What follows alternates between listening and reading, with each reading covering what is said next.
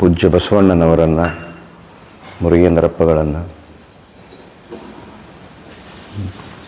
ನಮ್ಮ ನೇತಾರರಂಥ ಸಿದ್ಧಲಿಂಗ ಶ್ರೀಗಳನ್ನು ಚರಣಗಳಿಗೆ ನಮಸ್ಕರಿಸಿ, ಯಾವತ್ತೂ ಶರಣವ್ರತ ಕಾರ್ಯಕ್ರಮವನ್ನು ಅದ್ದೂರಿಯಾಗಿ ನಡೆಸಿಕೊಂಡು ಬರುತ್ತಿರುವಂಥ ಎಲ್ಲ ಶರಣು ತಂದೆ ತಾಯಿಗಳೇ, ತಮಗೆಲ್ಲ ಶರಣಾರ್ಥಿಗಳು.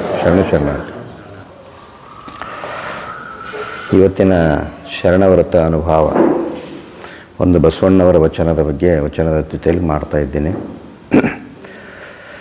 ತನುಮನದನವೆಂಬ ಕನ್ನಡಿ ನೋಡಯ್ಯ, ತನುಮನದನವೆಂಬ ಕನ್ನಡಿ ನೋಡಯ್ಯ, ನನ್ನದು ಅಲ್ಲ ನಿನ್ನದು ಅಲ್ಲ, ನನ್ನದು ಅಲ್ಲ ನಿನ್ನದು ಅಲ್ಲ, ಬರಿಯ ಭ್ರಮೆಯ ಮಾತು ಕೇಳಯ್ಯ ತಂದೆ, ಬರಿಯ ಭ್ರಮೆಯ ಮಾತು ಕೇಳಯ್ಯ ತಂದೆ, ಆ ಭ್ರಮೆಯೊಳಗೆ ಗಜ ನಿಮ್ಮ ಚರಣ, ಆ ಭ್ರಮೆಯೊಳಗೆ ಗಜ ನಿಮ್ಮ ಚರಣ, ಬಿಡೆನ ಕೂಡಲ ಸಂಗಮ ದೇವ, ಬಿಡೆನ ಕೂಡಲ ಸಂಗಮ ದೇವ, ತನುಮನದನವೆಂಬ ಕನ್ನಡಿ ನೋಡಯ್ಯ, ತನುಮನದನವೆಂಬ ತನುಮನದನವೆಂಬ ತನುಮನದನವೆಂಬ ಕನ್ನಡಿ ನೋಡಯ್ಯ.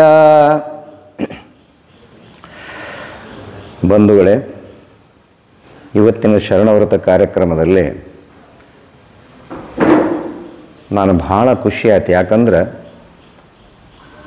ಸಾಮೂಹಿಕವಾಗಿ ಮಾಡುವಂಥ ಈ ಧ್ಯಾನ, ಮೌನ, ಇದನ್ನು 12ನೇ ಶತಮಾನದಲ್ಲಿ ಅನುಭವ ಮಂಟಪದವರು ಬಸವಣ್ಣವರು ಕಲಿಸಿಕೊಟ್ಟಿದ್ದು ನಮ್ಗೆ. ಅದನ್ನು ನಮ್ಮ ಮಠಮಾನ್ಯಗಳು ಇವತ್ತಿನ ದಿವಸ ನಮಗೆಲ್ಲ ಆ ಹೆದ್ದಾರಿಯನ್ನು ಹಾಕಿ ಕೊಟ್ಟಿದ್ದಾವೆ. ಇವತ್ತು ಸಹೋದರ ಮಹಾಂತೇಶ್ ಅವರು ನಿಮಗೆಲ್ಲ ಈ ಶರಣವ್ರತದ ಶಿವಪೂಜೆ ವಿಧಾನವನ್ನು, ಲಿಂಗ ಪೂಜೆ ವಿಧಾನವನ್ನು ಹೇಳಿದರು. ಎಷ್ಟೊಂದು ಆನಂದ ಆಯ್ತಂದ್ರೆ ವಿಚಾರ ಮಾಡ್ತಕ್ಕಂಥ ಮಾತು. ಅವರಿಗೆಲ್ಲ ಕ್ರಿಯಾಮೂರ್ತಿಗಳು ಅಂತಾರೆ. ಕ್ರಿಯಾಮೂರ್ತಿಗಳು ಅಂದರೆ ಯಾರು? ಜ್ಞಾನವಂತರು ಕ್ರಿಯಾಮೂರ್ತಿಗಳಾಗುವುದಿಲ್ಲ. ಯಾರು ಜ್ಞಾನ ಮತ್ತು ಕ್ರಿಯೆಗಳನ್ನು ಎರಡನ್ನೂ ಅನುಷ್ಠಾನಕ್ಕೆ ತರ್ತಾರೆ ಅವರು ಕ್ರಿಯಾಮೂರ್ತಿಗಳಾಗ್ತಾರೆ. ಭಕ್ತಿ, ಜ್ಞಾನ, ಕ್ರಿಯೆ ಮೂರೂ ಬಂದಾಗ ಮಾತ್ರ ಏನಂದ್ರೆ ಗುರು, ಲಿಂಗ, ಜಂಗಮ ನಮ್ಮ ಚೇತನದಲ್ಲಿ ಅಧಿಷ್ಠಾನ ಆಗ್ತಾರೆ. ಬರೇ ಭಕ್ತಿ ಇತ್ತು, ಜ್ಞಾನ ಇದ್ರೆ ಅದಕ್ಕೆ ಅರ್ಥ ಇಲ್ಲ. ಮುಗ್ಧ ಭಕ್ತಿ, ಮೂಢನಂಬಿಕೆ ಭಕ್ತಿಗಳನ್ನು ನೋಡಿದ್ದೀರಿ ಇವತ್ತಿನ ದಿವಸ ನೀವೆಲ್ಲ. ಏನೇನೋ ಮಾಡ್ತಾರೆ, ಎಂತೆಂಥ ಮೂಢನಂಬಿಕೆ ಕಂದಾಚಾರಗಳು ಮಾಡ್ತಾರೆ, ಯಾವ್ಯಾವ ದೇವರಿಗೆ ಹರಕೆ ಬರ್ತಾರೆ, ಏನೇನೋ ಮಾಡ್ತಾರೆ, ಶರೀರವನ್ನು ಇದು ಮಾಡ್ತಾರೆ, ಶರೀರವನ್ನು ಭಾಳ ಅದನ್ನು ಇದು ಮಾಡ್ತಾರೆ. ಆದರೆ ಶರೀರವನ್ನು ದಂಡಿಸಿ ಭಕ್ತಿ ಮಾಡೋದಲ್ಲ. ಬಸವ ತತ್ವ ಶರೀರ ದಂಡಿಸಿ ಭಕ್ತಿ ಮಾಡೋದು ಹೇಳಿಲ್ಲ. ಅದನ್ನು ಕಾಯಕದ ಜೊತೆಯಲ್ಲಿ ಭಕ್ತಿಯನ್ನು ಮಾಡೋದು ಯಾವುದಾದ್ರೂ ಇದ್ರೆ ಅದು ಬಸವ ಧರ್ಮ. ಆ ಕಾಯಕದ ನಿಷ್ಠರಾಗಿ ಬಸವಣ್ಣವರು ಮಾಡಿದ್ರಂತ ತಿಳ್ಕೊಂಡು ಇವತ್ತಿನವರೆಗೂ ಏನಾದರೂ ಇವತ್ತಲ್ಲ ಸೂರ್ಯಚಂದ್ರರಿವರೆಗೂ ಈ ಒಂದು ತತ್ವ ನಿಲ್ತದೆ. ಭಕ್ತಿ ಎನ್ನುವಂಥದ್ದು ಹೆಂಗಂದ್ರೆ ಭಾಳ ಮುಗ್ಧ ಇರ್ತದೆ. ಆ ಮುಗ್ಧ ಭಕ್ತಿ ಹೆಂಗಾಗಬೇಕಂದ್ರೆ ಜ್ಞಾನವಾಗಿ ಪರಿವರ್ತನೆ ಆಗಬೇಕು. ಜ್ಞಾನವಾಗಿ ಪರಿವರ್ತನೆ ಆದಮೇಲೆ ಕ್ರಿಯೆಯಲ್ಲಿ ಬರಬೇಕು. ಅನುಭವ ಮಂಟಪದಲ್ಲಿ ಬಂದವರೆಲ್ಲ ಭಕ್ತಿಯಿಂದ ಬಂದರು. ಮೊದಲು ಅಲ್ಲಿ ಪ್ರಭುದೇವರಾರಿಗೆ ಎಲ್ಲ ಶರಣರಿಂದ ಜ್ಞಾನವನ್ನು ಪಡೆದರು. ಮುಂದೆ ಅದನ್ನು ಕ್ರಿಯೆಯಲ್ಲಿ ತಂದರು. ಕಳಬೇಡ, ಕೊಲಬೇಡ, ಹುಸಿಯ ನುಡಿಯಬೇಡ, ತನ್ನ ಬಣ್ಣಿಸಬೇಡ, ಇದು ಜ್ಞಾನ. ಆದರೆ ಅದನ್ನು ಆಚರಣೆಗೆ ತರೋದು ಯಾವುದಂದ್ರೆ ಅದು ಕ್ರಿಯೆ. ಭಾಳ ಮಂದಿ ವಚನಗಳನ್ನು ಹೇಳ್ತಾರೆ, ವಚನಗಳನ್ನು ಕಂಠಪಾಠ ಮಾಡ್ತಾರೆ, ಭಾಷಣಗಳಲ್ಲಿ ಹೇಳ್ತಾರೆ, ಆದರೆ ಈ ಕ್ರಿಯೆಗಳು ಭಾಳ ಕಡಿಮೆ ಅದಾವೆ. ಆ ಕ್ರಿಯಾಮೂರ್ತಿಗಳನ್ನು ತಯಾರು ಮಾಡಿದಂಥವರು 12ನೇ ಶತಮಾನದ ಶರಣರು. ಅದನ್ನು ಇಲ್ಲಿ ನಮ್ಮ ವಿರಕ್ತ ಮಠದಲ್ಲಿ ನೀವು ಮಾಡಾಕತ್ತೀರಿ. ಜೋರಾಗಿ ಚಪ್ಪಾಳೆ ಹಾಕ್ಬೇಕು. ನೀವು ಒಂದು ಕ್ರಾಂತಿ ಒಬ್ಬರಿಂದ ಆರಂಭ ಆಗ್ತದೆ. ಬಸವನ ಬಾಗೇವಾಡಿಯ ಪುಣ್ಯ ನೆಲದಿಂದ ಬೆಳಕಿನ ಬೀಜ ಬಸವಣ್ಣನವರು ಹುಟ್ಟಿ ಏನು ಹೋದ್ರಲ್ಲ, ಅವ್ರ ಜೊತೆ ಯಾರಿದ್ರು ರೀ ಅವಾಗ? ಯಾರಿದ್ರು? ಅಕ್ಕನಾಗಮ್ಮ ಒಬ್ಬಕಿನೇ ಇದ್ಲು. ಅಕ್ಕ ತಮ್ಮ ಇಬ್ಬರು ಹೋಗಿ ಇವತ್ತಿನ ದಿವಸ ಇಷ್ಟೊಂದು ವಿಶಾಲವಾದ ಬಸವ ಧರ್ಮವನ್ನು ಇವತ್ತಿನ ದಿವಸ ಜಗತ್ತಿಗೆ ಕೊಟ್ರಲ್ಲ, ಆ ಇಬ್ಬರಿಂದ ಇವತ್ತಿನ ದಿವಸ ಲಕ್ಷ ಲಕ್ಷ ಜನ, ಕೋಟಿ ಕೋಟಿ ಜನ ಬಸವನ ಬಾಗೇವಾಡಿ ಪುಣ್ಯ ಭೂಮದಲ್ಲಿ ನಾಳೆ ಬಸವ ಸಂಸ್ಕೃತಿ ಅಭಿಯಾನ ಉದ್ಘಾಟನೆ ಆಗ್ತದಂದ್ರೆ ಈ ಮಣ್ಣಿನ ಗುಣ, ಅದು ಈ ನೆಲದ ಗುಣ. ಅದಕ್ಕೆ ಹೇಳ್ತಾರೆ ಬಸವಣ್ಣನವರಿಗೆ ಬೆಳಕಿನ ಬೀಜ ಅಂತಾರೆ. ಸೂರ್ಯ ಬೆಳಕಿನ ಬೀಜ ಆಗೋದಿಲ್ಲ ಒಮ್ಮೆ. ಸೂರ್ಯವು ಕೂಡ ಏನಂದ್ರೆ ಹೋಗ್ತಾನವ, ಸೂರ್ಯ ಒಂದು ಅವಧಿಗೆ ಹೋಗ್ತಾನೆ. ಆದರೆ ಶರಣರ ವಚನಗಳೇನಂದ್ರೆ ಜಾಗೃತ, ಸ್ವಪ್ನ, ಸುಸುಪ್ತಿ ಮೂರು ಅವಧಿಯೊಳಗೂ ಇರ್ತಾವೆ ನಮಗೆ. ಮಲ್ಕೊಂಡಾಗ ನಾವು ಬಸವ ತತ್ವ ಆಚರಣೆ ಮಾಡಬಾರ್ದಂತಲ್ಲ, ಅರ್ಧಮರ್ಧ ನಿದ್ದೆ ಬಸವ ತತ್ವ ಆಚರಣೆ ಮಾಡಬಾರ್ದಲ್ಲ, ಎಲ್ಲಕ್ಕೂ ಒಂದೊಂದು ವಚನಗಳನ್ನು ಹೇಳಿದ್ದಾರೆ. ಅದಕ್ಕೆ ನಾನು ಹೇಳೋದಂದ್ರೆ ಏನಂದ್ರೆ ಜ್ಞಾನ ಮತ್ತು ಕ್ರಿಯೆಗಳು ಬೇಕು. ಬಾಲಗಂಗಾಧರ ತಿಲಕರು ಗೊತ್ತು ನಿಮಗೆಲ್ಲ. ಇವತ್ತಿನ ದಿವಸ ಬಾಲಗಂಗಾಧರ ತಿಲಕರನ್ನು ನಾವು ಭಾಳ ಮಂದಿ ಏನು ಮಾಡಿದರು, ಸ್ವಾತಂತ್ರ್ಯಕ್ಕಾಗಿ ಹೋರಾಟ ಮಾಡಿದರು, ಗಣೇಶ ಉತ್ಸವಗಳನ್ನು ಮಾಡಿದ್ರು ಅಂತ ತಿಳ್ಕೊಂಡೇವು ನಾವು. ಗಣೇಶ ಸಾರ್ವಜನಿಕ ಗಣೇಶಗಳನ್ನು ಬಾಲಗಂಗಾಧರ ತಿಲಕರು ಏನದ ಹೆಚ್ಚು ಪ್ರಚುರಪಡಿಸಿದಂತ ಇವತ್ತು ನಾವೆಲ್ಲ ಗಣಪತಿಗಳನ್ನು ಕೂಡಿಸ್ತಾ ಇದ್ದೀವಿ. ಇಲ್ಲೊಂದು ಅರ್ಥ ಮಾಡ್ಕೋಬೇಕು. ಇವತ್ತಿನ ದಿವಸ ಬಾಲಗಂಗಾಧರ ತಿಲಕರು ಮಾಡಿದ್ದೇ ಬೇರೆ, ಇವತ್ತು ನಮ್ಮ ಗಣಪತಿ ಪೂಜೆಗಳು ಆಗ್ತಾ ಇರೋದೇ ಬೇರೆ. ಅವತ್ತು ಸ್ವಾತಂತ್ರ್ಯ ಹೋರಾಟಕ್ಕಾಗಿ ಜನರನ್ನು ಕೂಡಿಸ್ಲಿಕ್ಕೆ ಒಂದು ಪೂಜೆಯನ್ನು ಮಾಡಿದರು ಪೂಜ್ಯ ಬಾಲಗಂಗಾಧರ ತಿಲಕರು. ಆದರೆ ಇವತ್ತು ಏನಾಗ್ತಾ ಇದೆ, ಅದರ ದುರುಪಯೋಗ ಆಗ್ತಾ ಇದೆ. ದಾರಿಯಲ್ಲಿ ಬೀದಿ ಬೀದಿಯಲ್ಲಿ DJ ಹೆಚ್ಚು ಕುಣಿಯುವುದು, ಕೆಟ್ಟ ಕರ್ಕಶ ವಿಚಾರಗಳು ನೋಡಿರಲ್ಲ. ನಾನು ಆ ಮಾತು ಹೇಳೋದಿಲ್ಲ. ಅದಕ್ಕೆ ನಾನು ಒಂದು ಕಡೆ ಹೇಳಿದೆ, ಗಣೇಶ ಬಂದ ರಸ್ತಾ ಎಲ್ಲ ಬಂದ. ನೋಡ್ರಿ ದೊಡ್ಡ ದೊಡ್ಡ ನಗರದಾಗೆಲ್ಲ ನಿನ್ನೆ ನಮ್ಮ ಧಾರವಾಡದಾಗ 2 ಆಕ್ಸಿಡೆಂಟ್ ಆಗ್ಯಾವ, ರೋಡ್ನಾಗ ಹಾಕಿಬಿಟ್ಟಾರ ಅದನ್ನು, ಆ ಶೆಡ್ಡನ್ನು. ಅದಕ್ಕೆ ಇಲ್ಲಿ ಹೇಳುವಂಥ ತಾತ್ಪರ್ಯ ಏನಂದ್ರೆ, ಬಾಲಗಂಗಾಧರ ವಿಷಯ ಯಾಕೆ ತಂದೆ ಅಂದ್ರೆ, ಭಾಳ ಜ್ಞಾನಿಗಳಿದ್ರು ಅವರು, ಭಾಳ ಎಲ್ಲ ತತ್ವಗಳನ್ನು ತಿಳ್ಕೊಬೇಕತ್ತಿದ್ರು ಅವರು. ಲಿಂಗಾಯತ ತತ್ವ, ಬಸವ ತತ್ವ ತಿಳ್ಕೊಬೇಕಂತ ಕರ್ನಾಟಕಕ್ಕೆ ಬಂದರು. ಗೊತ್ತಿರಲಿ ವಿಷಯ ನಿಮಗೆ, ಸಿದ್ಧಾರೂಢರ ಮಠದೊಳಗೆ 15 ದಿನ ಇದ್ದರು. 15 ದಿನ ಇದ್ದರು. 15 ದಿನ ಇದ್ದರೆ ನೀವು ಹುಬ್ಬಳ್ಳಿಗೆ ಹೋದ್ರೆ ಸಿದ್ಧಾರೂಢರ ಮಠ ನೋಡ್ಬೋದು, ಕೈಲಾಸ ಮಂಟಪ ಐತಲ್ಲಿ. ಬಾಲಗಂಗಾಧರ ತಿಲಕರು ಬಂದಾಗತ್ತೇಳಿ ಒಂದು ವಿಶೇಷ ಉಪನ್ಯಾಸ ಏರ್ಪಡಿಸಿದ್ರು ಎಲ್ಲ ಸಂಘಟಕರು ಮತ್ತು ಸಿದ್ಧಾರೂಢರು. ಆಯ್ತು ಬಂದಾರಂದ್ರೆ ಅವರಿಗೆ ನಾನು ಸ್ವಲ್ಪ ಜ್ಞಾನಾಮೃತ ನೀಡ್ತೀನಿ ಅಂದರು. ಇವರು ಕೆಳಗೆ ಕೂತಿದ್ರು, ಸಿದ್ಧಾರೂಢ ಪೂಜ್ಯರು ಮ್ಯಾಗ ಹೇಳ್ತಿದ್ರು, ಭಾಳ ಅದ್ಭುತವಾಗಿ ಹೇಳೋರು. ಎಲ್ಲರೂ ವಾ ಹತ್ತಿದ್ರು, ಎಲ್ಲ ಮಾಡ್ತಿದ್ರು. 15 ದಿನ ಮುಗಿದ ಮೇಲೆ ಎಲ್ಲವನ್ನೂ ತಿಳ್ಕೊಂಡ್ರು. ಯಾರು? ಬಾಲಗಂಗಾಧರ ತಿಲಕರು. ಅಂತರಂಗದಲ್ಲಿ ಒಂದು ಮಾತಾಡ್ತಾರೆ, ಒಳಗಡೆ ಹೋಗಿ ಮಾತಾಡ್ತಾರೆ. ನಿಮ್ಗೆ ಗೊತ್ತಿರಲಿಲ್ಲ, ಅಂತರಂಗದ ಮಾತಾಡ್ತಿರ್ತಾವೆ, ನಿಮ್ಗೆ ಗೊತ್ತಿರಲಿ. ಅವನ್ನೆಲ್ಲ ನಾವು ಎಲ್ಲ ಸಾರ್ವಜನಿಕವಾಗಿ ಮಾತಾಡ್ತಕ್ಕದ್ದಲ್ಲ. ಇವತ್ತು ಏನಾಗ್ಯ ಅಂದ್ರೆ, ಬಸವ ಧರ್ಮದ ಬಗ್ಗೆ ಕೆಲವೊಂದು ಕಡೆ ನಾವು ಸಾರ್ವಜನಿಕವಾಗಿ ಮಾತಾಡೇ ಕೆಟ್ಟೇವನ್ನತ್ತ ನನಗನ್ಸಕತ್ತೆ. ಭಾಳ ಸೂಕ್ಷ್ಮ ಇರ್ತಾವೆ ವಿಚಾರ. ಅವರು ಒಳಗೆ ಕರೆದು ಕೇಳಿದ್ರಂತ ಬಾಲಗಂಗಾಧರನಾಥ ತಿಲಕರು, ಅಪ್ಪಾಜಿ ಮತ್ತಿದನ್ನೆಲ್ಲ ನೀವು ಹೇಳಿದ್ರಿ, ಇವೆಲ್ಲ ನಿಮ್ಮಲ್ಲಿ ಕ್ರಿಯೆಯೊಳಗೆ ಅದಾವನಂತ ಕೇಳಿದ್ರತ್ತ. ಒಬ್ಬ ಗುರುವಿಗೆ ಒಬ್ಬ ಜ್ಞಾನವಂತ ಶಿಷ್ಯ ಕೇಳುವಂಥ ಪ್ರಶ್ನೆ ಇದು. ಇದನ್ನು ಮಾಡಿದರೆ ಎಲ್ಲರೂ ಅನುಭವ ಮಂಟಪದಲ್ಲಿ ಬಸವಣ್ಣವ್ರಿಗೆ ಯಾರೂ ಪ್ರಶ್ನೆ ಕೇಳಿಲ್ಲ ತಿಳ್ಕೊಂಡ್ರಿ, ಏನು ಅಕ್ಕಮಹಾದೇವಿ ಕೇಳಿಲ್ಲ ತಿಳ್ಕೊಂಡ್ರಿ? ಪ್ರತಿಯೊಬ್ಬರಿಗೆ ಕೇಳ್ಯಾರ. ಬಸವಣ್ಣವ್ರಿಗೆ ಕೇಳಿದರು ಯಾರು? ಪ್ರಭುದೇವರು. ಬಸವಣ್ಣವರು ದೀಕ್ಷಾ ಕೊಡುವ ಹೊತ್ನಾಗ ಅವರಲ್ಲಿ ಏನೋ ಒಂದು ಯಾರಿಗೆ ಒಂದು ಲಿಂಗ ದೀಕ್ಷೆ ಕೊಡುವ ಹೊತ್ನಾಗ ಅವ್ರಿಗೆ ಒಂದು ನಮೂನೆ ಏನಪ್ಪ ಅಂದ್ರೆ, ನಾನು ದೀಕ್ಷಾ ಕೊಡ್ತೀನಿ ಅಂತೇಳಿ ಆ ಪೀಠದ ಮೇಲೆ ಕೂತು ಭಾಳ ಇದರಿಂದ ಏನಪ್ಪ ಅಂದ್ರೆ ಒಂಥರ ರೋಮಾಂಚನದಿಂದ ದೀಕ್ಷಾ ಕೊಡ್ತಿದ್ರತ್ತ. ಪ್ರಭುದೇವರು ಹೇಳಿದ್ರತ್ತ, ಬಸವಣ್ಣ ಏನು ಮಾಡಿದೆ ಇವತ್ತನೇ ಅಂದ್ರತ್ತ. ಕೊಡುವ ಭಾಳ ವಿನಯದಿಂದ ಕೊಡಬೇಕು, ನಿನ್ನಲ್ಲಿ ಅದು ಕಾಣಲಿಲ್ಲ ಅಂದ್ರಂತ ಪ್ರಭುದೇವರು. ಭಾಳ ಸೌಮ್ಯವಾಗಿ ಕೊಡಬೇಕು ಅವ್ರಿಗೆಲ್ಲ, ಏನು ಕೊಡೋದಿಲ್ಲ. ನಾನು ಕೊಡ್ತೀನಿ ಅನ್ನುವಂಥದ್ದು ಭಾವನೆ ಬರಬಾರದು. ಅದಕ್ಕೆ ಪ್ರಭುದೇವರು ಹೇಳ್ತಾರೆ, ಬಸವಣ್ಣ ನೀನು ಗುರುವಾಗುವುದು ಬೇಡ, ನೀನು ಗುರುವಾಗುವುದು ಬೇಡ, ನಾನು ಜಂಗಮನಾಗುವುದು ಬೇಡ. ನೀ ಕೂತು ಎಲ್ಲರಿಗೂ ದೀಕ್ಷಾ ಕೊಡೋದು, ನಾ ಮ್ಯಾಕ್ ಕೂತು ದೊಡ್ಡ ಸ್ವಾಮಿಗತೆ ಕೊಂಡೋದು ಬೇಡ. ನೀನು ಗುರುವಾಗುವುದು ಬೇಡ, ನಾನು ಜಂಗಮನಾಗುವುದು ಬೇಡ, ನಾವಿಬ್ಬರು ಚನ್ನ ಬಸವಣ್ಣನ ಒಕ್ಕಲಲ್ಲಿದ್ದು ಬಹುನಾಸ್ತಿ ಹೊಂದೋಣ ಅಂತೇಳಿದ್ರು. ಎಂಥ ಮಾತು, ಎಂಥ ಮಾತು. ಚನ್ನ ಬಸವಣ್ಣವರಲ್ಲಿ ಜ್ಞಾನ ಕ್ರಿಯೆ ಅದ, ಭಾಳ ಜ್ಞಾನಿ ಅದಾನ. ಏನಾರ ಬೇಕಾದ್ರೆ ಅವನು ಕೇಳಿ ಮಾಡೋನು ಹೊರತಾಗಿ ನಾವಿಬ್ಬರು ನಿರ್ಧಾರ ತಗೊಳ್ಳೋದು ಬೇಡ ಅಂತ ಪ್ರಭುದೇವರು ಹೇಳ್ಯಾರಂದ್ರೆ ಚನ್ನ ಬಸವಣ್ಣವ್ರು ಹೆಂಗಿರ್ಬೇಕು ವಿಚಾರ ಮಾಡ್ರಿ.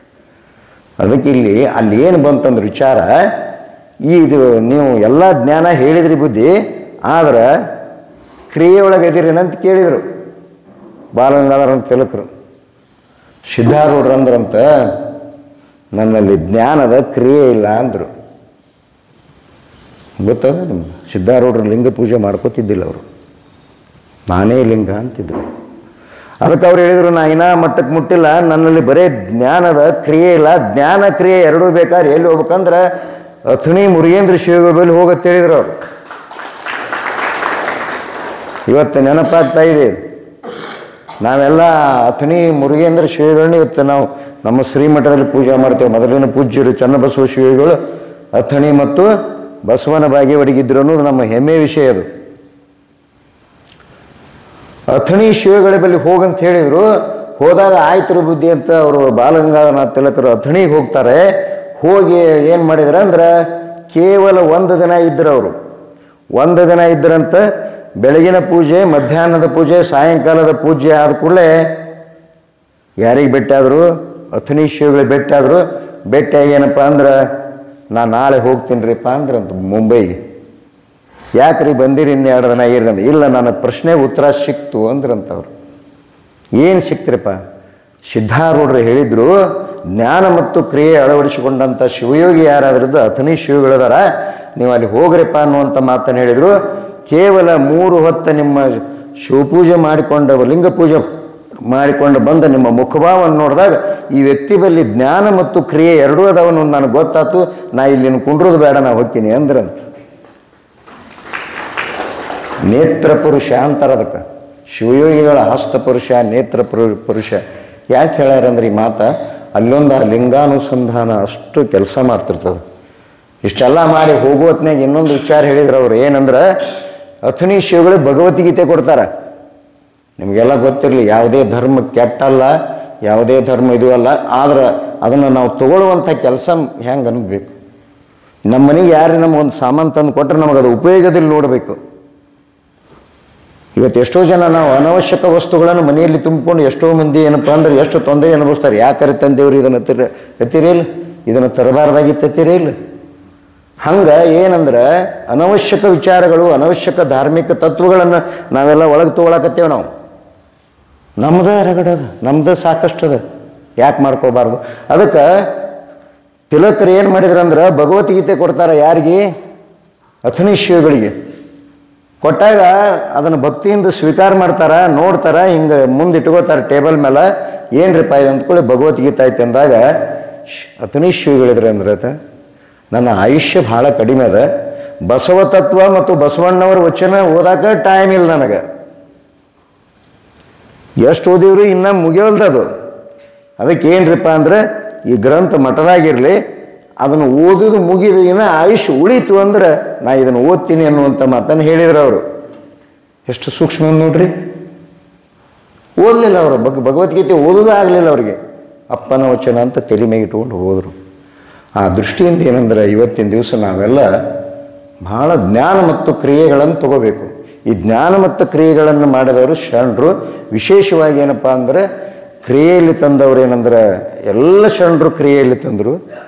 ಅನೇಕ ಜನರು ಶರಣರ ಜ್ಞಾನ ಇಲ್ಲಂದ್ರೂ ಕೂಡ ಎಂಥ ಒಂದು ಪ್ರಸಂಗ ಬರ್ತದೆ ನೋಡ್ರಿ. ಜ್ಞಾನ ಇಲ್ಲದಿದ್ದರೂ ಕ್ರಿಯೆ ಇಲ್ಲದಾರೆ ಕೆಲವು ಮಂದಿ. ಸಾಮಾನ್ಯ ಜನರು ನೋಡ್ರಿ, ಎಲ್ಲರೂ ವ್ಯಾಪಾರ ಉದ್ಯೋಗ ಮಾಡಾಗ ನಾವು ನೋಡ್ತೇವೆ, ಕಲೀಲಾರ ಮಂದಿನೇ ಏನದು ಭಾಳ ಪ್ರಾಮಾಣಿಕರಾಗಿರ್ತಾರೆ. ಕಲಿತ ಮಂದಿನೇ ಏನು ಮಾಡ್ತಾರೆ, ಮೋಸ ಮಾಡ್ತಿರ್ತಾರೆ. ಅದಕ್ಕೆ ಏನಂದ್ರೆ ಒಮ್ಮೊಮ್ಮೆ ಏನಾಗ್ತಂದ್ರೆ ಅಧ್ಯಾತ್ಮದ ಒಂದು ಅವಲೋಕನ ಮಾಡ್ತಾ ಹೋದಾಗ ಏನಾಗ್ತಂದ್ರೆ ಜ್ಞಾನ ಎಲ್ಲರವ್ರಿಗೆ ಸುತ ಕ್ರಿಯೆಯಲ್ಲಿ ಬರ್ತಾರೆ. ಅವರು ದೊಡ್ಡವರಾಗ್ತಾರೆ. ಆ ದೃಷ್ಟಿಯಿಂದ ಇಲ್ಲಿ ಜ್ಞಾನ ಮತ್ತು ಕ್ರಿಯೆಗಳನ್ನು ನೀವು ಮಾಡಾಕತ್ತೀರಿ ಅಂದ್ರೆ ಇದು ಯಾವಾಗ ಶುರುವಾಯ್ತು? ಇದು ಜ್ಞಾನ ಯಾವಾಗ ಬಂತು, ಕ್ರಿಯೆ ಯಾವಾಗ ಶುರುವಾಯಿತು? ನನಗೆ ಭಾಳ ಹೆಮ್ಮೆ ಅನ್ನಿಸ್ತದೆ. ಈ ಚನ್ನಬಸವಣ್ಣವ್ರ ವಚನ ಹೇಳಿದರು ಸಹೋದರ, ಚನ್ನಬಸವಣ್ಣವ್ರೊಂದು ವಚನ ಉಲ್ಲೇಖ ಮಾಡಿದರು. ಹೋರಿಮಟ್ಟಿ ಗುಡ್ಡದಲ್ಲಿ ಕರ್ಣ ಹಸಿಗೆ ಆರಂಭ ಮಾಡಿದ್ರಿ ನೀವೆಲ್ಲ. ಇಂಗಳೇಶ್ವರದ ಪೂಜ್ಯ ಜ್ಞಾನವೃದ್ಧರು, ವಯೋವೃದ್ಧರು, ಇವತ್ತಿನ ದಿವಸ ಅಥಣಿ ಶಿವೆಗಳ ಪರಮ ಶಿಷ್ಯರು. ಅಥಣಿ ಶಿವೆಗಳನ್ನು ನೋಡ್ರಿ, ಇಂಗಳೇಶ್ವರಪ್ಪಗಳು ಪ್ರತಿ ಸರಿ ಅಥಣಿ ಶಿವಗಳನ್ನ ಹೆಂಗೆ ನೆನೆಸ್ತಾರಂದ್ರೆ ಅವ್ರ ಹೃದಯದಲ್ಲಿ ಇಟ್ಕೊಂಡು ಪ್ರತಿ ಮಾತಿನಲ್ಲಿ ಅಥಣಿ ಅಪ್ಪುಗಳು ಅಂದ್ರೆ ಭಾಳ ಇದೆ ಅವ್ರಿಗೆ. ಅವರು ಕರ್ಣಹಸಿಗೆ ಒಂದು ಪ್ರವಚನವನ್ನು ಮಾಡಿದರು. ನೀವೆಲ್ಲ ಅದನ್ನು ಎಲ್ಲ ಸಂಘಟನೆ ಮಾಡಿದ್ರಿ. ಅದರ ಮುಖಾಂತರ ಶರಣವ್ರತ ಶುರು ಆತನಂತ ನನಗೆ ಅನ್ಸಾಕತ್ತೇವೆ. ಆ ಸಂಘಟನೆಯಿಂದ ಶುರು ಆಯ್ತು. ಮೊದಲು ಇತ್ತು ಜ್ಞಾನ, ಇತ್ತು ಕ್ರಿಯೆ ಆರಂಭ ಆಯಿತು. ಇದು ಭಾಳ ಮುಖ್ಯವಾದದ್ದು. ಅದಕ್ಕೆ ನಮ್ಮ ಶ್ರೀಮಠ ಏನಾಯ್ತು ಹೇಳ್ರಿ, ಇವತ್ತು ಇಷ್ಟೊಂದು ಕೆಲಸವನ್ನು ಮಾಡ್ಲಿಕ್ಕೆ ಶುರು ಮಾಡಿರಿ. ಅದಕ್ಕೇನೆಂದ್ರೆ ಅಲ್ಲಿ ಚನ್ನಬಸವಣ್ಣನವರ ಜ್ಞಾನವನ್ನು ನೀವು ತೆಗೆದುಕೊಂಡು ಏನು ಮಾಡಲ, ಎಲ್ಲ ಯುವಕರಿಗೆ ಎಲ್ಲರಿಗೆ ಏನಂದ್ರೆ ನಾವು ಏನು ಭಾಳ ದೊಡ್ಡವರಲ್ಲ, ಆ ಜ್ಞಾನವನ್ನು ಎಲ್ಲಿ ಪಡ್ಕೊಂಡೇವು ಅಂದ್ರೆ ಇದೇ ಭೂಮಿಯಾಗ ಪಡ್ಕೊಂಡೇವು, ಇದೇ ಮಠದಾಗ ಪಡ್ಕೊಂಡೇವು. ಅನೇಕ ಜನ ಕಲಿಸಿದ ಗುರುಗಳೇ ಇದಾರೆ ಇಲ್ಲಿ, ನನಗೆಲ್ಲ ಕಲಿಸಿದ ತಾಯಂದಿರಿದ್ದೀರಿ, ಕಲಿಸಿದ ಅಣ್ಣಂದಿರಿದ್ದೀರಿ. ಎಲ್ಲರಿಂದ ಒಂದೊಂದು ಮಾತು ಕಲಿತು, ಸರ್ವರೊಳೊಂದೊಂದು ಮಾತು ಕಲಿತು ಸರ್ವಜ್ಞನಾದೆ ಅಂತ ಬಸವಣ್ಣವ್ರು ಹೇಳ್ತಾರೆ. ಹಂಗೆ ಇವತ್ತೇಂದ್ರಿಂದ ಬಾಗೇವಾಡಿ ಜನತೆ ಏನು ಮಾಡಕತ್ತೆ ಅಂದ್ರೆ, ಶರಣವ್ರತ ಬಳಗ ಏನು ಮಾಡಕತ್ತೆ ಅಂದ್ರೆ ಪ್ರತಿಯೊಬ್ಬರು ಮಾತು ಕೇಳ್ತದೆ, ಪ್ರತಿಯೊಬ್ಬರ ವಿಚಾರಗಳ ಆಚಾರ ಉಚ್ಚಾರಗಳನ್ನು ಅನುಷ್ಠಾನಕ್ಕೆ ತರುವಂಥ ಕೆಲಸ ಮಾಡಿದ್ವಿ ಇವತ್ತು. ನಾನು ಯಾಕಂದ್ರೆ ಫೇಸ್ಬುಕ್ನಲ್ಲಿ ಅಂತರ್ಜಾಲ ಎಷ್ಟೊಂದು ಉಪಯೋಗ ಆಗಿದೆ ಅನ್ನೋ ವಿಚಾರ ಮಾಡ್ರಿ ನೀವು. ಇದು ಭಾಳ ಮುಖ್ಯವಾದದ್ದು. ಅಂತರ್ಜಾಲವನ್ನು ಸರಿಯಾಗಿ ಯಾವುದಾರು ಉಪಯೋಗ ಮಾಡಿದ್ರೆ ಶರಣವ್ರತ. ಭಾಳ ಕಡೆ ಎಲ್ಲ ಬಿಡ್ತಾ ಇದ್ದೀರಿ ನೀವು. ಬಸ್ಸಾಳವರಾಗಲಿ, ನಮ್ಮ ಇವರಾಗಲಿ, ಮೋದಿಯವರಾಗಲಿ, ಹಾಂ ಕೇಡೋದವರು ಎಷ್ಟೊಂದು ಕೆಲಸ ಮಾಡ್ತಾ ಇದ್ದೀರಿ ನೋಡ್ರಿ. ನಾವು ಧಾರವಾಡದ ಜನತೆಗೆಲ್ಲ ಅದನ್ನು ಯಾವುದೇ ಸಭೆಯೊಳಗೆ ತೆಗೆದೆಲ್ಲ ತೋರಿಸ್ತಾ ಇರ್ತೇವೆ. ಎಷ್ಟೊಂದು ಜನರನ್ನು ತಯಾರು ಮಾಡಿದರು. ಅದಕ್ಕೆ ನೀವೇಂದ್ರೆ ಎಲ್ಲರೂ ಕ್ರಿಯಾಮೂರ್ತಿಗಳಾದಾಗ ಅದು ಅನುಭವ ಮಂಟಪ ಆಗ್ತದೆ, ಇಲ್ಲಿಕಂದ್ರೆ ಆಗೋದಿಲ್ಲ. ಆ ದೃಷ್ಟಿಯಿಂದ ಏನಂದ್ರೆ ಒಂದು ಅದ್ಭುತವಾದಂಥ ಸಾಧನೆ ಮಾಡಿದಿರಿ. ಅದಕ್ಕೆ ನಾವು ಹೇಳುವಂಥದ್ದಂದ್ರೆ, ದೇಹದ ತೂಕ ಹೆಚ್ಚಾದ್ರೆ ವ್ಯಾಯಾಮ ಮಾಡ್ಬೇಕತ್ತ, ಮನಸ್ಸಿನ ತೂಕ ಹೆಚ್ಚಾದ್ರೆ ಧ್ಯಾನ ಮಾಡ್ಬೇಕತ್ತ, ಧನದ ತೂಕ ಹೆಚ್ಚಾದ್ರೆ ದಾನ ಮಾಡ್ಬೇಕತ್ತ. ಯಾರು ಹೇಳಿದ್ರಂದ್ರೆ ಬಾಲಲೀಲಾ ಮಹಾಂತ ಶ್ರೀಗಳಿಗೆ ಹಾಲವರ್ತಿ ಚನ್ನಬಸವ ಸ್ವಾಮಿಗಳಂತಿದ್ದರ್ರಿ. ಇವತ್ತು ಶಿವಯೋಗಿ ಮಂದಿರ ಎರಡನೇದು ಹಂತ ಅದು. ವಿರಕ್ತರನ್ನ ಗುರುಗಳನ್ನು ತಯಾರು ಮಾಡುವಂಥ ಪಾಠಶಾಲೆ ಶಿವಯೋಗಿ ಮಂದಿರ ತಿಳ್ಕೊಂಡೆವು. ಅದಕ್ಕಿಂತ ಮುಂಚೆ ಬಳ್ಳಾರಿ ಜಿಲ್ಲೆ ಒಳಗೆ ತುಂಗಭದ್ರಾ ನದಿ ದಂಡಿ ಒಳಗೆ ಹಾಲವರ್ತಿ ಮಠ ಅಂತಿತ್ತು. ಆ ಮಠದೊಳಗಿರುವಂಥ ಚನ್ನವೀರ ಸ್ವಾಮಿಗಳು ಏನಂದ್ರೆ ಈ ಮಾತನ್ನು ಯಾರಿಗೆ ಹೇಳಿದ್ರಂದ್ರೆ ಬಾಲಲೀಲಾ ಮಹಾಂತ ಶ್ರೀಗಳಿಗೆ ಹೇಳಿದರು. ಅದರಿಂದ ಜ್ಞಾನ ಉಂಟಂಥ ಬಾಲಲೀಲಾ ಮಹರ್ಷಿಗಳು ಏನು ಬರೆದ್ರು, ನಾನು ಎಷ್ಟು ಸಣ್ಣವದೀನಿ, ನಾ ಈ ಭೂಮಿಗೆ ಯಾಕೆ ಬಂದೀನಿ, ನಾ ಏನು ಮಾಡಬೇಕಾಗಿದ್ದನ್ನು ಬರೆದ್ರು. ಏನು ಬರೆದ್ರು ಅಂದ್ರೆ, ಮಗನ ತೂಗಿರೋ ಭಕ್ತರು ಮಗನ ತೂಗಿರೋ, ಅಗಜತನಗೆ ಮೊಲೆ ಹಾಲಿಲ್ಲದೆ, ಅಗಜತನಗೆ ಮೊಲೆ ಹಾಲಿಲ್ಲದೆ ಜಗಕ್ಕೆ ಕಳುಹಿದಳೋ ಪುತ್ರನ ಮಗನ ತೂಗಿರೋ. ನಮ್ಮನ್ನು ಹಂಗೆ ಕಳಿಸ್ಯಾರ ಆ ತಾಯಿ. ನಾವು ತಾಯಿ ಗರ್ಭದಿಂದ ಹುಟ್ಟಿರ್ಬೋದು, ಆದ್ರೆ ಕಳಿಸೋದ ಪ್ರಕೃತಿ ಮಾತೆ. ಪಾರ್ವತಿ ಅಂದ್ರೆ ಯಾರ್ರಿ? ಪ್ರಕೃತಿ ತಿಳ್ಕೊಡ್ರಿ, ಹೇಳ್ತೇನೆ. ಅದಕ್ಕೆ ಮುಂದೆ ಬರೀತಾರೆ ನೋಡ್ರಿ, ಭಕ್ತಿ ರಸವತನಿಯಲುಂಡು ಅಂತ ಮಾತು. ನೀವೆಲ್ಲ ಅದನ್ನು ಮಾಡೋದು. ಈಗ ಭಕ್ತಿ ರಸವತನಿಯಲುಂಡು, ಶಕ್ತಿವಂತನಾಗಿ ಬರಲು. ಭಕ್ತಿ ರಸವತನಿಯಲುಂಡು, ಶಕ್ತಿವಂತನಾಗಿ ಬರಲು. ಮುಂದೆ ಹೇಳ್ತಾಳೆ, ಯುಕ್ತಿಯಿಂದ ಕಳುಹಿದಳವಳು, ಯುಕ್ತಿಯಿಂದ ಕಳುಹಿದಳವಳು ಮಗನ ತೂಗಿರೋ ಭಕ್ತರು ಮಗನ ತೂಗಿರೋ.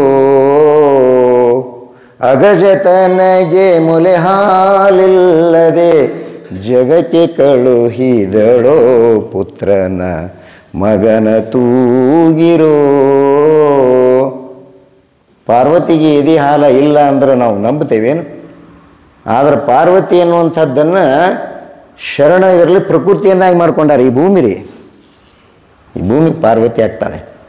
ಅದಕ್ಕೇನೆಂದರೆ ಅಲ್ಲಿ ಹೇಳ್ತಾರೆ, ಭಕ್ತಿ ರಸವ ತಣಿಯಲುಂಡು ಶಕ್ತಿವಂತನಾಗಿ. ನೋಡ್ರಿ, ಭಕ್ತಿ ರಸವ ತಣಿಯಲುಂಡು ಶಕ್ತಿವಂತನಾಗಿ ಬಹಳ ಯುಕ್ತಿಯಿಂದ ಕಳುಹಿದ ನಮನ ಮಗನ ತೂಗಿರೋ ಅನ್ನುವಂಥ ಮಾತು ಬರ್ತದೆ.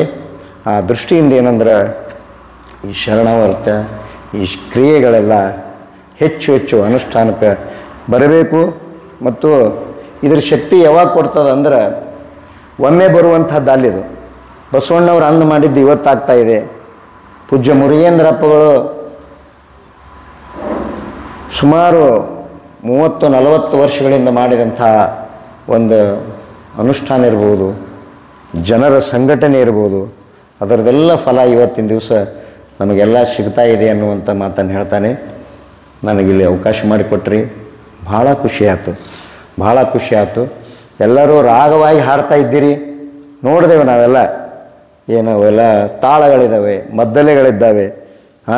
ಅದಕ್ಕೆ ಹೇಳ್ತಾರೆ, ಭಕ್ತಿಯಿಂದ ನಾವು ಕೂಡಿದಾಗ ಏನಾಗ್ತದೆ ಅಂದ್ರೆ ಭಗವಂತ ಏನು ಮಾಡ್ತಾನಂದ್ರೆ ಅವ ನಿತ್ಯ ಕೇಳ್ತಾನ, ಕುಣಿದು ಕೇಳ್ತಾನ, ಹಾಡಿ ಕೇಳ್ತಾನಂತ.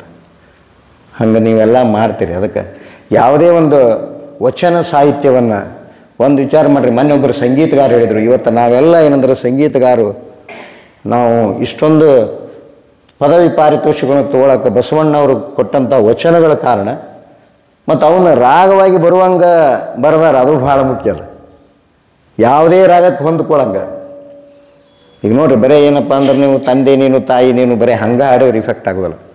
ನೋಡ್ರಿ ಹೇಳ್ತೀನಿ ನಾನು, ತಂದೆ ನೀನು ತಾಯಿ ನೀನು, ತಂದೆ ನೀನು ತಾಯಿ ನೀನು, ಬಂಧು ನೀನು ಬಳಗ ನೀನು, ಬಂಧು ನೀನು ಬಳಗ ನೀನು, ತಂದೆ ನೀನು ತಾಯಿ ನೀನು, ನೀನಲ್ಲದೆ ಮತ್ತಾರು ಇಲ್ಲ, ನೀನಲ್ಲದೆ ಮತ್ತಾರು ಇಲ್ಲ, ಹಾಲಲ್ಲದ್ದು ನೀರಲ್ಲದ್ದು, ನೀನಲ್ಲದೆ ಮತ್ತಾರು ಇಲ್ಲ, ಹಾಲಲ್ಲದ್ದು ನೀರಲ್ಲದ್ದು, ಕೂಡಲ ಸಂಗಮ ದೇವಾ ನಿಮ್ಮ ಧರ್ಮ ನಿಮ್ಮ ಧರ್ಮ ನಿಮ್ಮ ಧರ್ಮ ನಿಮ್ಮ ಧರ್ಮ, ತಂದೆ ನೀನು ತಾಯಿ ನೀನು, ತಂದೆ ನೀನು ತಾಯಿ ನೀನು, ತಂದೆ ನೀನು ತಾಯಿ ನೀನು, ತಂದೆ ನೀನು ತಾಯಿ ನೀನು. ಎಷ್ಟೊಂದು ಹೆಂಗೆ ಅನ್ಬೋದು ನೋಡಿ. ನಮಗೆ ಬರೇ ನಾವು ಹಿಂಗೆ ವಚನ ಹೇಳ್ಕೊಳ್ಳೆ ನಮ್ಮ ಮನಗುಂಡಿ ಬಸವಾನಂದ ಪೂಜ್ಯರು ನಿಮಗೆಲ್ಲ ಇಲ್ಲಿ ಬಂದಿದ್ದರು ಪ್ರವಚನ, ಅವ್ರು ಹೇಳಿದರು ಹಾಗೆಲ್ಲ ಹಾಡಬೇಡ್ರಿ ನೀವು. ಯಾರಿಗೆ ಆ ಶಕ್ತಿ ಬರ್ತದೆ, ಯಾರಿಗೆ ಅದನ್ನು ವಚನವನ್ನು ಪೂರ ಪಚನ ಮಾಡ್ಕೋತೀರಿ, ಯಾರು ವಚನವನ್ನು ಕಂಠಪಾಠ ಮಾಡ್ಕೋತೀರಿ, ಅದನ್ನು ಒಂದು ಥರ ಹೆಂಗಂದ್ರೆ ಆ ನದಿಯ ಅಲೆಗಳು ಬಂದಂಗೆ ಬರಬೇಕು. ವಚನಗಳಲ್ಲಿ ಭಾಳ ಅದಾವ್ರಿ, ಭಾಳ ಸೂಕ್ಷ್ಮವಾದಂಥ ವಚನಗಳದಾವೆ, ಅಷ್ಟೇ ಕಠೋರವಾದಂಥ ವಚನ. ಸಮುದ್ರದ ಅಲೆಗಳಂತೂ ಕೆಲವೊಂದು ವಚನಗಳದಾವೆ. ಅಂಬಿಗರ ಚೌಡಯ್ಯನವರ ವಚನ ನೋಡ್ಬೋದು, ಅನೇಕ ಶರಣರ ವಚನಗಳು ಅವು ಭಾರಿ ಆರ್ಭಟದಿಂದ ಜಗತ್ತಿಗೆ ಒಂದು ಇದು ಕೊಡ್ತಾವೆ. ಆದ್ರೆ ಬಸವಣ್ಣವ್ರ ವಚನಗಳು ಹೆಂಗಂದ್ರೆ ಮ್ಯಾಥಮೆಟಿಕ್ಸ್ ಇದ್ದಂಗೆ ಅದು, ನೀವು ಅರ್ಥ ಮಾಡ್ಕೋರಿ. ಅದಕ್ಕೇನಂದ್ರೆ ಎಲ್ಲ ಇದು ಲೆಕ್ಕ ಇದ್ದಂಗೆ. ಮ್ಯಾಗ ತಂದೆ ನೀನು ತಾಯಿ ನೀನು ಬಂಧು ನೀನು ಬಳಗ ನೀನು, ಕೆಳಗೆ ಉತ್ತರೇನು ಏನಾರೇ ಮಾಡಪ್ಪ ನೀನು, ಹಾಲಲ್ಲರೇ ಎದ್ದು ನೀರಲ್ಲೇ ಎದ್ದು ನಿಮ್ಮ ಧರ್ಮ, ನನ್ನ ಕಾಯಕ ನಾ ಮಾಡಾಕತ್ತೀನಿ ಅನ್ನುವಂಥ ಮಾತನ್ನು ಹೇಳಿದ್ದಾರೆ. ಅದಕ್ಕೆ ಅವಕಾಶ ಕೊಟ್ಟಿದ್ದಕ್ಕಾಗಿ ಮತ್ತು ಭಾಳ ಭಾಳ ಆನಂದದಿಂದ ಇವತ್ತಿನ ದಿವಸ ನಾನು ಮಾತಾಡಿನತ್ತ ಅನ್ನಿಸ್ತದೆ. ಅದಕ್ಕೆ 1 ತಿಂಗಳ ಪರ್ಯಂತ ಶ್ರಾವಣ ಮಾಸದಲ್ಲಿ ನೀವೆಲ್ಲ ಕೇಳಿದ್ರಿ ಎಲ್ಲ, ಹೌದ್ರಿ? ಆ ಶ್ರಾವಣ ಮಾಸ ನಮ್ಮ ಶಿವಲಿಂಗ ಪೂಜ್ಯರ ಈ ಶ್ರೀ ವಿರಕ್ತ ಮಠದಲ್ಲಿ ಏನಂದ್ರೆ ನಿತ್ಯ ಶ್ರಾವಣದ, ನಿತ್ಯ ಶ್ರಾವಣ ಐತಿಲ್ರಿ? ಐತಿಲ್ ಮಾಡಕತ್ತಿರಲ್ಲ ನೀವು. ಮಾಡಕತ್ತೇವೆ ಅನ್ನುವಂಥ ಇದು ಇರಬೇಕು. ಅಂದಾಗ ಏನಾಗ್ತದೆ ಅಂದ್ರೆ ನಮಗಾಗ್ತದೆ, ನೀವು ಎಷ್ಟರೇ ಮಂದಿ ಬರಲಿ, ಇದನ್ನು ಪೂಜ್ಯರು ಹುಟ್ಟಿ ಹಾಕಿದರು, ಶಿವಾನುಭವನ ಹುಟ್ಟಿ ಹಾಕಿದರು, ಅದಕ್ಕೆ ಅದನ್ನು ಮಾಡಿದರು. ಬರೀ ಏನದ, ಈಗ ಕನ್ನಡ ರಾಜ್ಯೋತ್ಸವ ಮಾಡ್ತೇವೆ, ಒಂದು ತಿಂಗಳ ನವಂಬರದಲ್ಲಿ ಕನ್ನಡಕ್ಕಾಗಿ ಕ್ರಾಂತಿ, ಮುಂದೆ 11 ತಿಂಗಳ ವಿಶ್ರಾಂತಿ ಆಗಬಾರದು. ಹಂಗೇನಂದ್ರೆ ಈ ಶ್ರಾವಣ ಶರಣವ್ರತ ಕೇವಲ ಶ್ರಾವಣಕ್ಕಷ್ಟ ಸಂಬಂಧಪಟ್ಟದ್ದಲ್ಲಿದು. ಶ್ರಾವಣಗಣ ಏನು ಬರ್ತದ್ರಿ? ಭಾದ್ರಪದ ಅಂದ್ರೆ ಏನಂದ್ರೆ ಭದ್ರವಾಗಿರ್ಬೇಕತ್ತ. ಅಭ್ಯಾಸ ಮಾಡಿದ್ದನ್ನು ನಮ್ಮ ಶಿಕ್ಷಕರು ನಮಗೇನು ಮಾಡ್ತಿದ್ರು? ಬಾಯ್ಪಾಟ್ ಮಾಡಿಸ್ತಿದ್ರು. 100 ಸಲ ಬರಿ ಅಂತಿದ್ರು, ಬರೆದು ತೋರಿಸ್ತಿದ್ರು. ಅವಾಗ ಏನದ ನಮಗೆಲ್ಲ ಅದು ತಲೆಯಾಗ ಕೂಡ್ತಿತ್ತು. ಹಂಗೆ ಶ್ರಾವಣ ಮಾಸದಲ್ಲಿ ಮಾಡಿದಂಥ ಕೆಲಸವನ್ನು ಭಾದ್ರಪದಲ್ಲಿ ಭದ್ರವಾಗಿಟ್ಟುಕೊಂಡು ನೀವೇನಂದ್ರೆ ಎಲ್ಲರೂ ನಾವು ಏನಪ್ಪ ಅಂದ್ರೆ ಆ ಒಂದೇನದ ಆ ಧರ್ಮವನ್ನು, ಬಸವ ಧರ್ಮ ಇವತ್ತು ಇಡೀ ಜಗತ್ತು ಬಸವನ ಬಾಗೇವಾಡಿ ಕಡೆ ನೋಡ್ತಾ ಇದೆ. ಲಕ್ಷಾಂತರ ಜನ ಬರ್ತಾ ಇದ್ದಾರೆ. ಅವರಿಗೆಲ್ಲ ನಾವು ಒಂದು ಒಳ್ಳೆಯ ಆತಿಥ್ಯವನ್ನು ಕೊಡುವಂಥ ಕೆಲಸ ಮಾಡೋಣ. ಬಸವಣ್ಣ ಅಂದರೆ ಏನು ಅನ್ನೋದು ತಿಳಿಸುವಂಥ ಕೆಲಸ ಆಗ್ಬೇಕಾಗಿದೆ. ಬರೇ ಇಲ್ಲಿವರೆಗೆ ಅದು ಹೋಯ್ತು ಮಾತು, ಎತ್ತು ಬಸವಣ್ಣ ಅನ್ನೋದು ಮರ್ತರ ಮಂದಿ ನೋಡ್ರಿಲ್ಲಿಗೆ. ಇವೆಲ್ಲ ಸಂಘಟನೆಗಳು ಬಂದ ಮೇಲೆ ಏನಾಯ್ತು ರೀ? ಎತ್ತು ಬಸವಣ್ಣ ಅನ್ನೋದು ಮರ್ತಾರ, ವ್ಯಕ್ತಿ ಬಸವಣ್ಣ ಅನ್ನೋದು ನೋಡ್ಯಾರ. ಅದಕ್ಕೆ ಇವತ್ತಿನ ದಿವಸ ಬಸವನ ಬಾಗೇವಾಡಿಯಲ್ಲಿ ಹುಟ್ಟಿದಂಥ ಬಸವಣ್ಣ ಏನಪ್ಪ ಅಂದ್ರೆ ಆ ಬಸವಣ್ಣನವರು ಆ ಜಗತ್ತಿಗೆ ನೀಡಿದಂಥ ಬೆಳಕನ್ನು, ಆ ಬೆಳಕಲ್ಲಿ ನಾವು ಬದುಕೋಣ ಅನ್ನುವಂಥ ಮಾತನ್ನು ಹೇಳ್ತಾನೆ. ಈ ಬಸವ ಧರ್ಮ ಏನಾಗಬೇಕಾಗಿದೆ ಅಂದ್ರೆ ಒಂದೇ ಮಾತಂದ್ರೆ ಸಂಘಟನೆ ಆಗ್ಬೇಕಾಗಿದೆ. ಮೊದಲು ಸಬಲೀಕರಣ ಆಗ್ಬೇಕಾಗಿದೆ, ಶುದ್ಧೀಕರಣ ಆಗ್ಬೇಕಾಗಿದೆ, ಜಾಗತೀಕರಣ ಆಗ್ಬೇಕಾಗ್ಯದ್ರಿ. ಏನೇನಾಗಬೇಕಾಗಿದ್ರಿ? ಮೊದಲನೇದ್ದೇನೆಂದ್ರೆ ಸಬಲೀಕರಣ ಆಗ್ಬೇಕಾಗಿದೆ. ನಾವೆಲ್ಲ ಆ ಕಡೆ ಎಷ್ಟು ಮಂದಿ ಹೋಗೋದು, ಈ ಕಡೆ ಎಷ್ಟು ಮಂದಿ ಹೋಗೋದು ಬೇಡ. ಅದಕ್ಕೆ ಎಲ್ಲ ಸಬಲೀಕರಣ ಆಗಬೇಕು, ಧರ್ಮದಲ್ಲಿ ಶುದ್ಧೀಕರಣ ಆಗಬೇಕು. ವಚನ ಶುದ್ಧೀಕರಣ ಎಲ್ಲ ನಮ್ಮ ಕರ್ನಾಟಕ ಯೂನಿವರ್ಸಿಟಿ ಎಲ್ಲ ಮಾಡ್ಯದ ನೋಡ್ರಿ. ಇಲ್ಲ ಅಂಥ ಮಹಾನುಭಾವರು ವೀರಣ್ಣ ರಾಜೂರವ್ರು ಅಂಥವರೆಲ್ಲ ಬರ್ತಾರೆ. ಅದಕ್ಕೆ ಸಬಲೀಕರಣ, ಶುದ್ಧೀಕರಣ ಮತ್ತು ಜಾಗತೀಕರಣ ಆಗ್ಬೇಕು. ಯಾರು ಹೇಳಿದ್ರಂದ್ರೆ ಇದನ್ನು ಲಿಂಗೈಕ್ಯ MM ಕಲಬುರ್ಗಿ ಅವ್ರು ಹೇಳ್ಯಾರಿ. ಚಪ್ಪಾಳೆ ಹಾಕ್ರಿ. ನಿನ್ನಿನ ದಿವಸ ಆ ಕಾರ್ಯಕ್ರಮ ಮುಗಿಸ್ಕೊಂಡೇ ಬಂದೆ ನಾನು.